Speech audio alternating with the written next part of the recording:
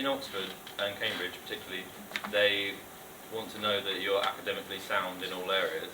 So they want to know what sparks your academic interests. So they'll want to know what you've done extracurricular, what you've done in terms of extracurricular activities to do with your academic studies.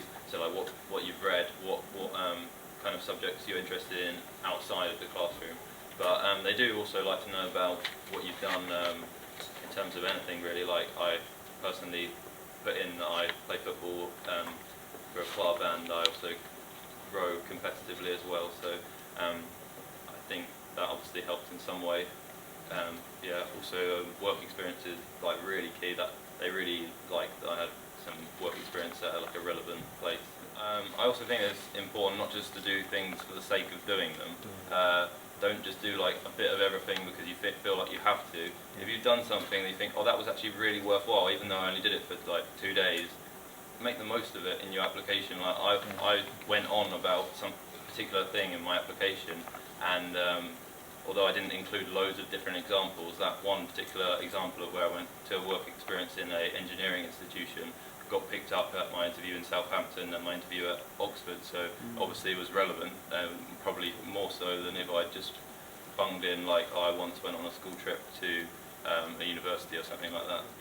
Yeah, I think just firstly it's worth addressing why extracurricular is important, and that's mainly because it's another factor that can help distinguish you from other candidates that are going for the same position as you, because a lot of candidates now have the same kind of grades, they're all getting A's and so on, so you want to have that something extra to demonstrate your capabilities.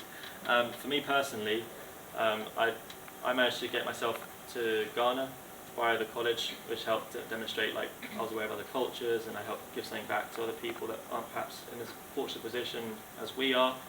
As I was head boy here, I could demonstrate that I'd had experience managing people. I'd helped arrange the Eco Summit, which was held here, which was designed to promote green thinking and green awareness amongst all the students. And I mentioned some books I'd read that encouraged me to then travel, and I also volunteered at the Children's Society charity shop as well. So I put all these things down to demonstrate how busy I am outside of studying. Particularly relevant to the sixth formers here who will be making their personal statements soon. I wouldn't say occupy an entire paragraph or two with your outside interests, in baking or as good as you may be a baker, or any other endeavour. But I think this is a hypothesis that I'm not sure, it's unsubstantiated, but it sounds plausible, which is that I think they're just trying to see that you're a normal human being, at some point. Because if they just see robotic, 100% on every exam you've ever done, but in fact, actually there was a famous case a few years ago, someone that got something like 7 A stars at A level was ridiculous and got rejected from Oxford.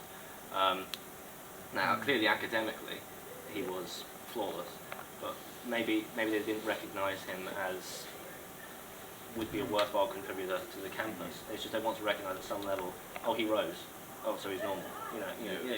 He likes other things. Yeah.